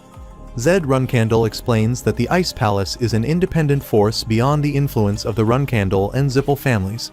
He emphasizes that they should understand the strength of both the Ice Palace and its master. He informs them that the target's name is Alcaro Chenderer. Currently, he is under the protection of the Ice Palace and is residing in Mammoth's lawless zone. Haytona Runcandle and Daytona Runcandle are taken aback upon hearing this and exclaim, "Mammoth?" Daytona Runcandle quietly comments that if it's in Mammoth, they will have to deal with the Guardian Knights. Jin turns to Zed and says that he has a question. Haytona Runcandle quietly wonders if this isn't too much, even if Jin is skilled. Jin Runcandle explains that the clients are the Chenderer family and asks if it is true that they requested to have their own child killed.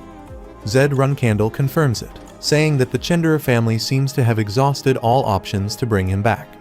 However, since nothing worked, they decided it was better to have him killed than to risk exposing a family secret. He asks him for his thoughts on the mission, and if he believes he can handle it.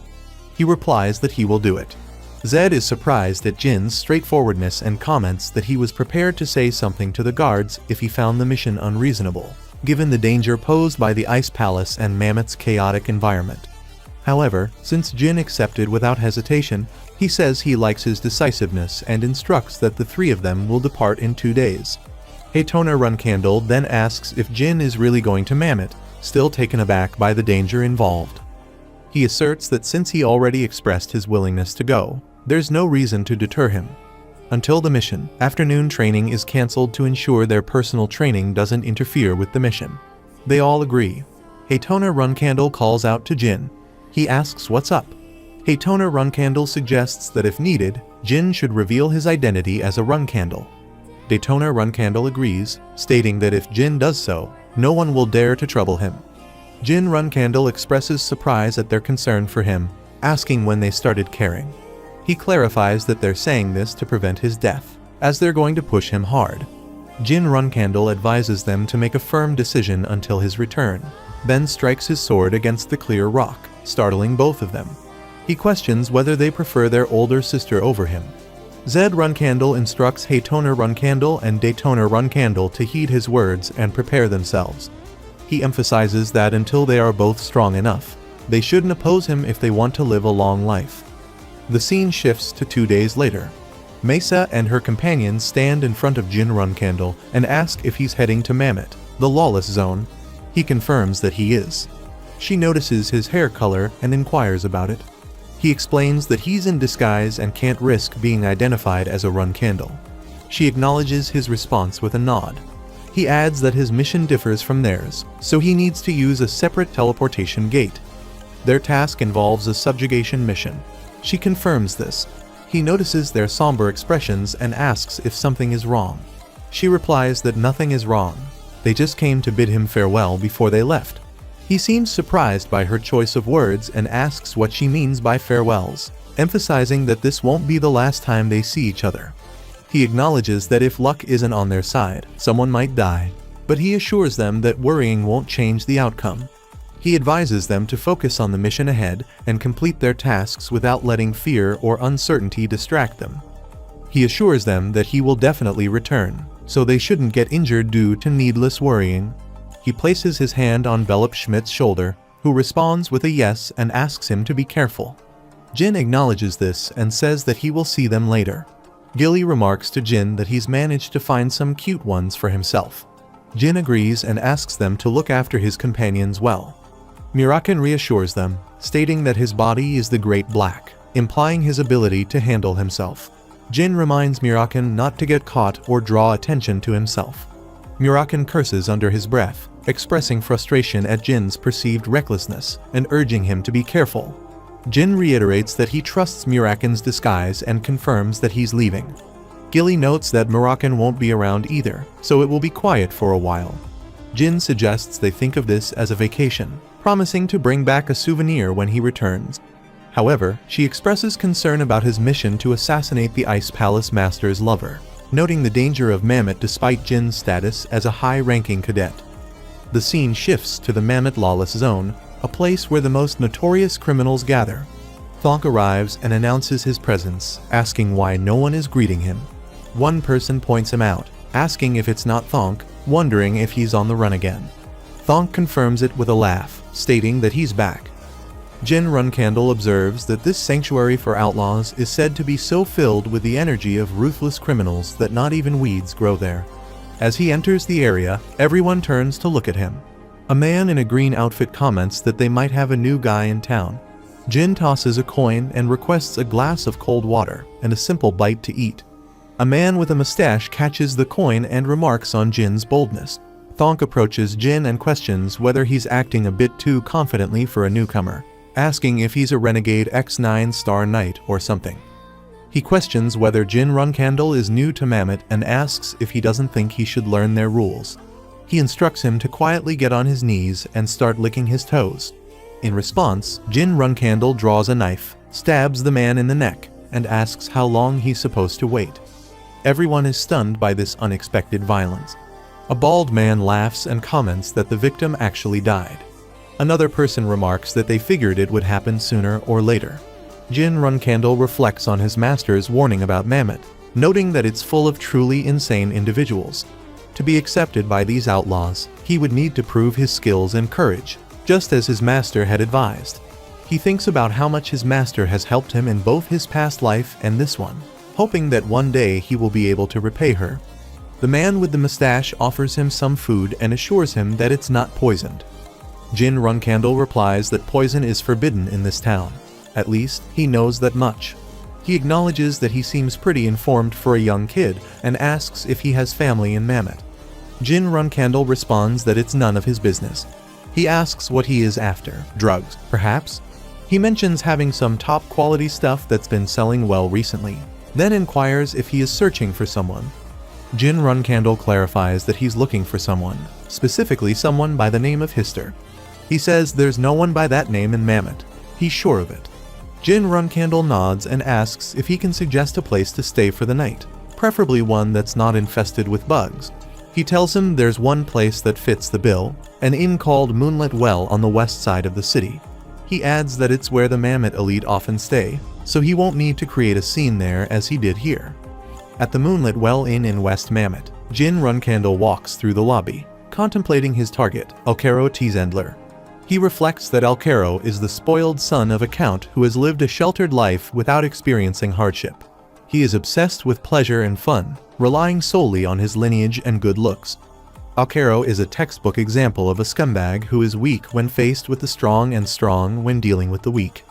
Jin considers why someone like Alcaro would be staying in a dangerous city like Mammoth. It is likely because he seeks the attention of the master of the Ice Palace, who is currently preoccupied with a new lover. Given Alcaro's character, this is the only inn he would likely stay at. Additionally, the man earlier mentioned a new drug circulating in Mammoth, suggesting that Alcaro might be drugged up in his room.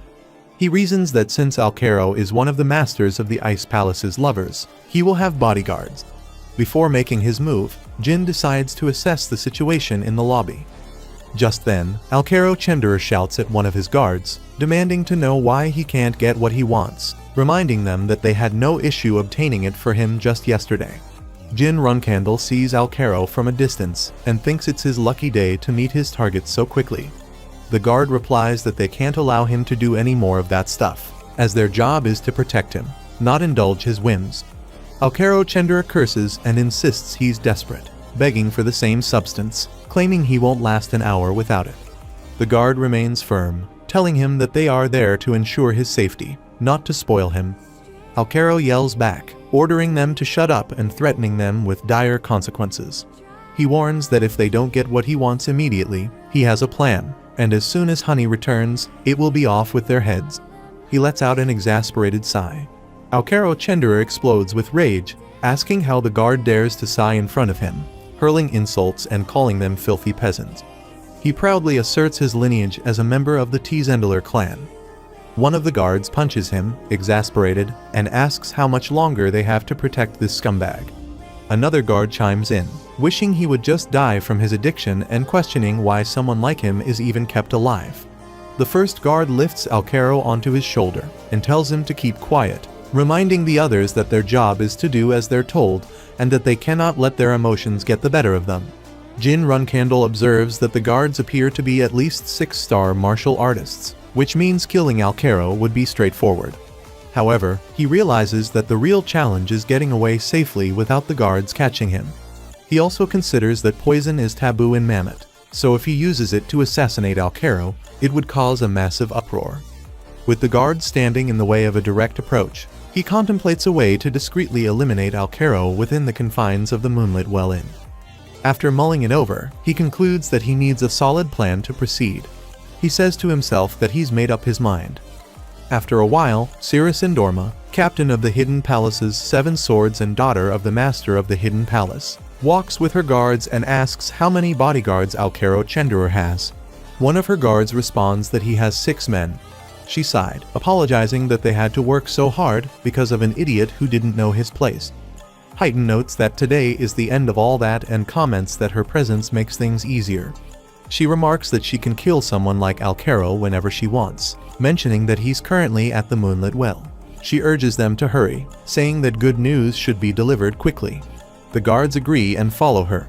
Suddenly, a bright flash erupts, followed by a massive explosion. He comments that it came from the direction of the Moonlit Well. She recognized the implications and remarks that it seemed like she had picked a bad day for this mission. Meanwhile, Jin Runkandle considers his plan to terrorize the Moonlit Well Inn from his room using magic.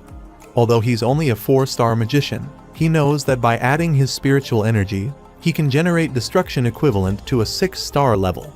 He is confident that using such a powerful spell will make it seem like the work of a highly skilled magician, and who would suspect that a 15-year-old could possess such power? He notes that even Baraden Zipful, who is widely regarded as a prodigy, has just reached the 6-star magician level. Additionally, the unique nature of spiritual energy ensures that there will be no detectable trace of its use, making it almost impossible for anyone to suspect him of the attack. He decides to make it appear as if the assault came from outside the inn and considers summoning lightning as the appropriate spell for this task. He begins to channel his spiritual energy, uttering the incantation for summoning lightning, and comments to himself that this plan is indeed quite audacious. As he invokes the magic, A bright flash erupts, and the force of the summoned lightning starts to cause massive explosions throughout the inn, creating chaos and confusion. Meanwhile, Cirrus Endorma observes the light from the explosions and comments that she might have chosen the wrong day to visit. Heighten remarks that it seems someone inside the moonlit well has angered a high-level magician. Cirrus acknowledges the possibility, but suggests that it could also be an attack against the hidden palace. She notes that there are 6 of their men inside the inn, not to mention her mother's lover, Alcaro Chenderer. She instructs her team to prioritize the safety of their men, adding that she doesn't particularly care about Alcaro's fate. Heighten agrees and follows her as they move quickly toward the inn. The devastation near the moonlit well is extensive, with debris scattered everywhere. A bystander exclaims, asking who the fool who caused this destruction is. Another person speculates that it could be retaliation from the Zipful family, given that someone had previously claimed to have killed Zipful magicians. He dismisses this, saying that it was just a fabricated story. Heighten moves forward while Cirrus Endorma tries to stop him, saying wait, but suddenly, a huge light erupts from the moonlit well, sending them both flying. Heighten, disoriented, asks what's happening. She responds, noting the intensity of the blast, speculating that it might have been the final attack. He agrees, acknowledging the sheer force of the explosion. She then expresses concern, saying she hopes everyone inside is safe. Meanwhile, Jin Runcandle feels drained and thinks that the final lightning strike, which was infused with his full spiritual energy, might have been as powerful as a 7-star attack. He managed to avoid any damage thanks to his pendant. He looks around and notes that all the hidden palace guards seem to have survived, but he can't find Alcaro. He considers that if Alcaro is alive, this could be his opportunity to eliminate him. Cirrus Endorma notices Jin and remarks that it's unusual to see someone her age in Mammoth. She asks if he's okay, realizing that he must have been caught up in the explosion. She quickly urges him to get up and leave the area for safety. Heighten reports that their men are over there, slightly injured but all alive. She is relieved and instructs him to call them outside. She adds that if they're still guarding Alcaro, they should just kill him. He acknowledges this and relays her orders. She comments that all the magical attacks had a similar signature, indicating that a single person was responsible for the chaos. She instructs her team to capture the magician if they find them. He responds affirmatively. Jin Runcandle reflects that based on their conversation, Cirrus Endorma seems to have come to deal with Alcaro, implying his fate is sealed. He decides there's no need for him to check on Alcaro anymore. However, he considers the problem of what to do next. He realizes it would be troublesome if Cirrus remembered his face, so he resolves to conceal it as much as possible and escape amidst the chaos. A guard approaches and delivers the news that Alcaro died in the magic attack, admitting they failed as bodyguards. Cirrus reacts with apparent relief, remarking that it's good news. She explains that she came to relieve them of their duty, commending their efforts in looking after Alcaro for so long. She raises her sword toward the sky and declares that the hidden palace will now take control of the inn. Introducing herself as Cirrus Endorma, daughter of Talatus, the master of the hidden palace, and captain of the hidden palace's 7 swords, she warns that anyone who defies them will be considered an enemy of the hidden palace. A bystander scoffs, telling her not to make him laugh, pointing out that even if she is the master of the hidden palace's daughter, they are in Mammoth. Another person chimes in, pointing out that the hidden palace taking control of the situation, especially over the so-called kings of Mammoth, is overstepping her authority. He adds that there's a possibility that the attack was because of the hidden palace's presence. Cirrus Endorma quickly retaliates, swiftly slashing their throats, ensuring their silence. She reminds everyone that anyone who opposes the hidden palace will be considered an enemy. She then challenges the kings of Mammoth, asking if they really think they can look down on the hidden palace just because they play at being kings in a den of scumbags. She warns that if it turns out that the terrorist attack was aimed at the hidden palace, they will retaliate accordingly. However, if the magician was targeting one of them and the hidden palace got caught in the crossfire, she wants to know what they plan to do about it. Cirrus concludes that this is more than enough reason for the hidden palace to take control of the inn. One of the men concedes, saying they will comply, agreeing to find and eliminate the magician responsible for the attack. Cirrus replies that she expected as much, instructing them to search among the survivors for the magician who caused the explosion. He checks and reports that none of the survivors are magicians. She says she's not surprised. It's possible that one of those scumbags provoked a magician by causing chaos somewhere. She orders them to stop resisting her authority pointlessly. She then turns to Jin Runcandle, asking why he's so slow and whether he didn't hear her when she told him to get out. He explained that he was a bit scared and that his leg was injured. He apologizes for the delay. Cirrus and Dormer remarks that he's quite the coward for a swordsman, but finds him rather cute. She holds out a first aid kit and tells him to roll up his pants. She applies ointment to his wound, noting that he's lucky to have survived the attack and fortunate to receive medical attention from her, the great Cirrus. She suggests he consider it an honor. Jin asks how he can repay her for her kindness. She dismisses the idea, saying that someone like him could never adequately repay a favor to someone of her stature. Instead, she suggests that he consider it a pleasant memory and occasionally bow toward the hidden palace in gratitude. After applying the ointment, she walks away, saying goodbye. Jin waves after her and says, "Mission complete." Meanwhile, Scott kills an orc monster and announces that it's number 18. Tymont stands with his foot on the carcass of the dead monster and remarks that they might actually make it back without anyone dying. He suggests that they should all return in one piece and show those who doubted them that they were wrong. Mesa Milcano cautions them not to lower their guard, reminding them that there are still 7 orcs left. They respond with an okay. Mesa observes that the orcs, typically well organized and moving in groups, are wandering around alone, making them easier to defeat. She wonders if the gods are favoring them, or if it's the young Master Jin who has a divine blessing and brings them good fortune. She urges Scott to remain focused until the end and not to let his guard down. Muraken watches them discreetly and notes that there are only 7 more orcs left. Once they defeat those, he can return home as well. The scene shifts to a few days earlier when Jin's division was deployed for their mission. Muraken stands in front of an orcs group and asks if everyone is gathered. He orders them to listen carefully. From that day onward, they will move individually. If any of them are seen traveling in a group, he will kill all of them. He asks if they understand, and upon receiving affirmative responses, he tells them to disperse. The scene shifts back to the present, where Muraken is walking through a forest. He grumbles about how he is likely to keep making him do irritating tasks like this. He rhetorically asks if he thinks that being the promised 1,000-year contractor gives him the right to boss him around, adding that it does not. After a brief pause, he concedes, "Okay, yeah, it does, damn it." He sits on a tree, watching Mesa Milcano and her companions, and thinks that he should ask Jin to buy him some comic books when he gets back since none of them are dying, all thanks to him. Suddenly, he senses something unusual and wonders what's causing this presence. He looks back and realizes that it's approaching. He quickly transforms into his human form and curses, wondering where something like that could have come from. He knows it won't just disappear on its own, and is relieved that these idiots are only 3-star. He starts channeling his magical power, thinking that if Jin were here, he would have detected his barrier instantly. Using shadow magic, he spreads his magic barrier across the area. As Bellup Schmitz walks by, he comments that it feels like it's gotten darker, wondering if it's going to rain. Muraken moves away from his position, transforming into his dragon form, and challenges those who dare to release their presence without his permission. He discovers that it isn't a living creature, but a relic from an ancient era, a cemetery giant.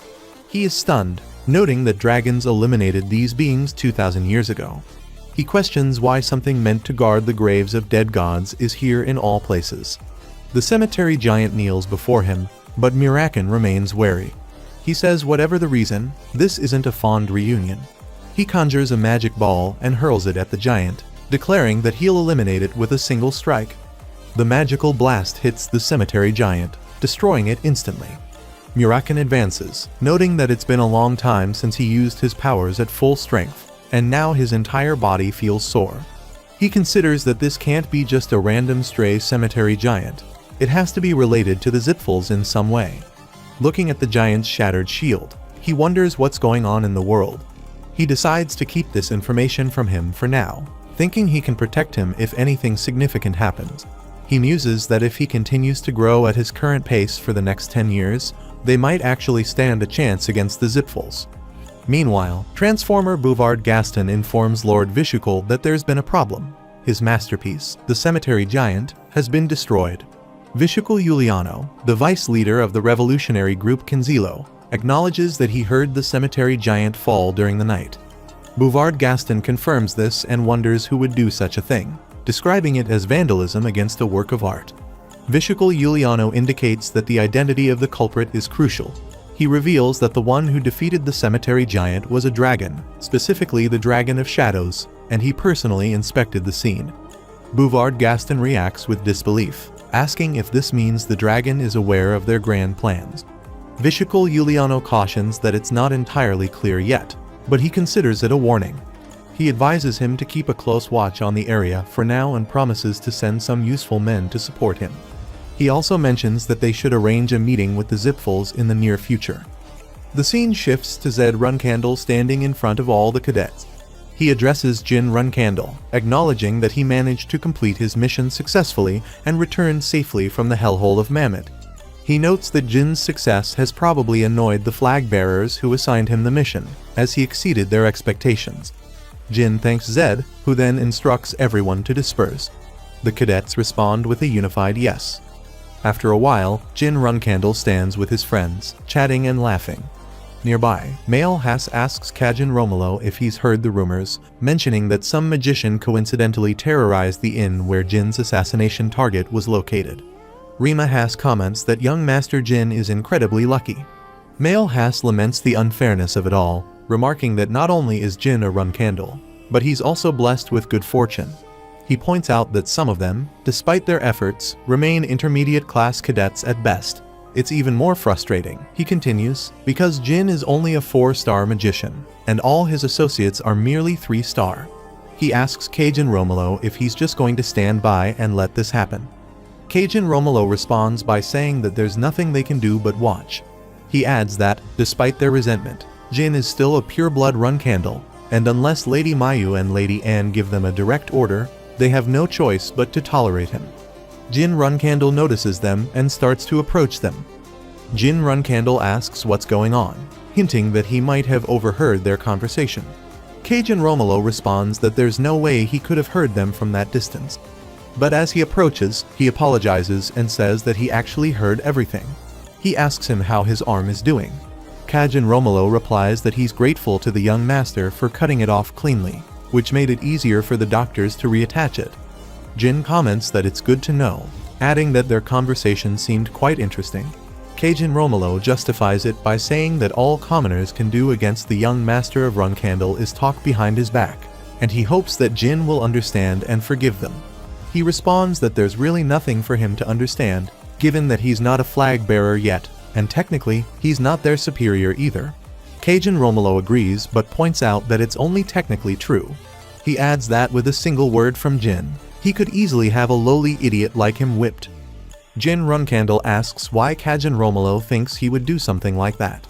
Kajin Romolo replies that he's been quite disrespectful, suggesting that it's definitely an eyesore. Male Hass questions what he is planning, while Kajin Romolo insists that it's uncomfortable to see everyone praising him when he completes his mission through pure luck.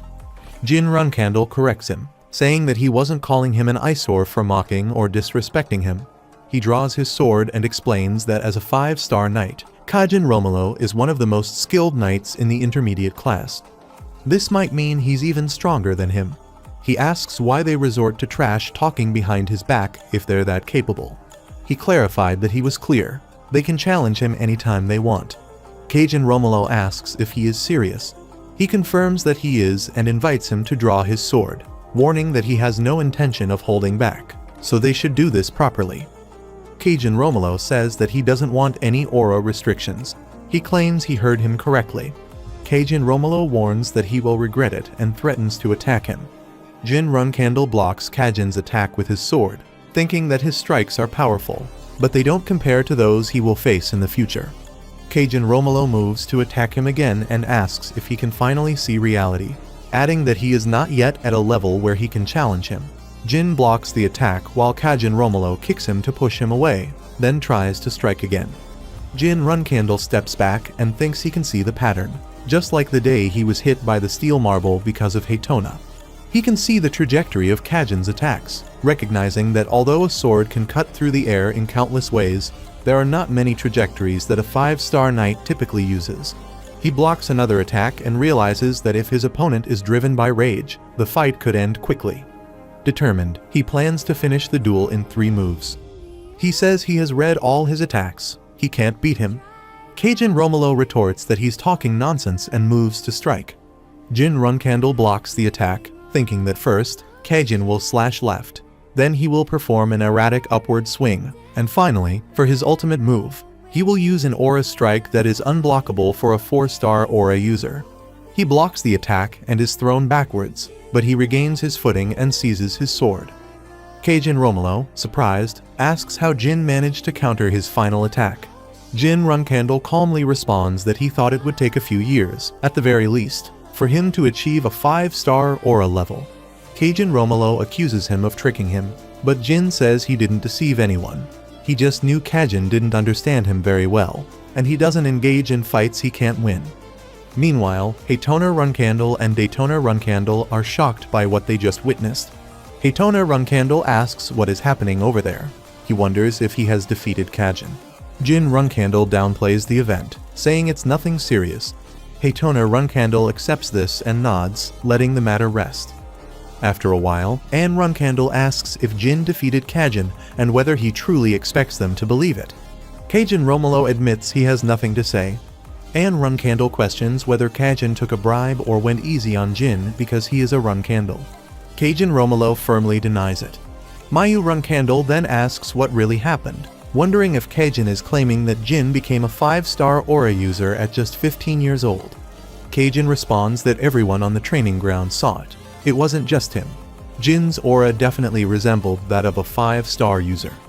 Mayu Runkandle dismisses him, saying it's his own fault for having higher expectations and orders him to leave. Anne Runkandle comments that this means Jin is fully baring his fangs at them. Mayu Runkandle adds that it's not just them. Jin has bared his fangs at the entire clan. Because of this, he suggests that for Jin's next mission, they should send some of their men with him, choosing a location where it could be dangerous enough to end his life. Meanwhile, Gilly comes holding a strawberry pie and tells Jin Runkandle that the Garden of Swords is in an uproar. Everyone is astonished by his achievement. Jin asks if that's true and then remarks that he supposes the first patriarch, his father, and his older sister Luna, and those 3 are the only people in history who became 5-star knights at the age of 15. He reflects that he's currently at 5-star swordsmanship, 4-star magic, and 4-star spiritual energy. The achievement of 5-star swordsmanship is something even he didn't expect. Jin muses that all he did was consistently practice with a clear stone, and before he knew it, he had reached the level of a 5-star knight. It seems that the 3 powers he possesses, spiritual energy, magic power, and aura, affect one another, becoming stronger as one develops. He recalls that when he experienced spiritual energy congestion in the past, the pathways through which aura and mana flow opened up one stage higher. Since he is the only person known to use all 3 powers, there's no existing knowledge about their interaction, but he realizes that these 3 energies are deeply intertwined. He notices a flower and asks if she is the one who placed it there. She responds that it wasn't her. The flower was already in the room when he returned, so she merely arranged it. She then asks if she should remove it. He replies that she can leave it, as he doesn't detect any magic or curses coming from it. She acknowledges his response with a simple understanding.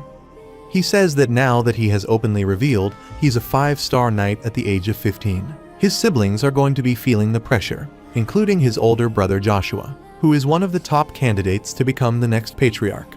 He reflects that after Luna Runkandle, the first flag bearer, abdicated the succession, he became the second flag bearer to emerge as a strong candidate for patriarch. Currently, with the support of Rosa Runkandle, their mother, he's building his influence within the clan.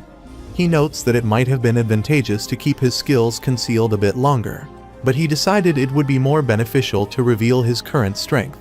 Since he demonstrated his 5-star status in front of witnesses, a word about him is bound to spread beyond the Runkandle clan. Soon, people all over the world will be talking about him. Nurakan observes that Jin is giving himself a lot of credit, but he has a point. His siblings should relax a bit now that he's the center of attention. Jin agrees but adds that the more significant news